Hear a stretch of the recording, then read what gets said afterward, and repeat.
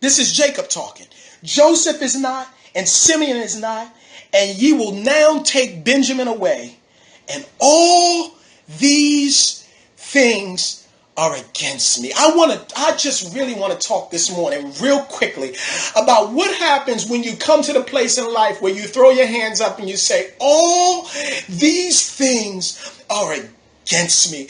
We see where Jacob is talking. It is not just frustration. It's not just anger. It is not just grief. It is self-pity. There is a point in all of our lives when we look up, and it's real easy to start feeling sorry for yourself if you really keep it real. It's easy to feel sorry for yourself because you say, and if I had gone to college, and if I had finished my education, and if I had had a father in my life, and if I wasn't exposed to that as a kid, and if that had never happened to me when I was younger, if I, and all of us, if we're honest, have a million if-Is, and you can spend your whole life in the land of if-I. And Jacob is now, his soul is crying out. It's not just his body. It's not just his tears. We get a sense of a man who is broken and beaten down by life. Yes, he's met God. Yes, he's wrestled with God, and he's triumphed. But his problems aren't over. In fact, his problems have only begun.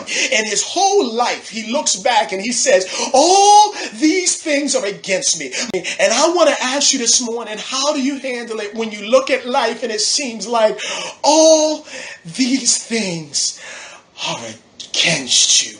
And you try to put on a smile, and everybody's looking to you, and people are looking to you for inspiration. And so you come to work and you smile and you put on your best face, and in front of your family you wear the mask. But in the inside of your life, in your heart, in the deepest part of your soul, you lay at night, and as a tear comes across the bridge of your nose, you just lay and you say, all these things are against me. The depression that comes in life that I can certainly identify with is one thing when people see on the outside. See, for me, people, they saw on the outside Harvard Law School, and they saw that I was valedictorian in college, and they saw that I was making speeches, and they saw that I written books. And so they saw all that. But at the depth of my heart, in the darkness of the night, there were times where I felt like all these things are against me. I'm not just talking about jobs weren't working well and I wasn't getting the money I wanted. That's superficial. I'm talking about there were things that I never talked about that I still have never publicly talked about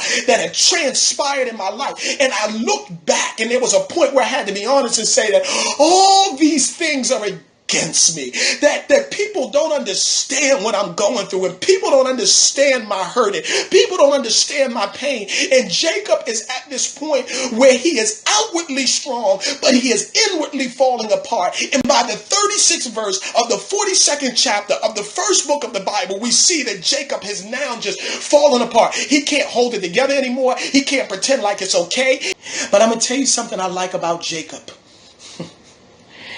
Jacob, he's downtrodden, he's grieved, he's depressed, but Jacob is a scrapper. He's a fighter. If you're not careful, you will allow what is going on now to keep you stuck where you are. There is a power in persistence. There is a power in fighting back. And he said, even though life is against me, I will not stop. I will not quit. And I'm looking for people, and God is looking for people that have the audacity to hope, that have the audacity to get back up and say, I will not die here. I'm sad. I'm in self-pity. I'm looking at my life, and it seems like everything is against me, but life is fighting me. But guess what? I'm going to fight it back.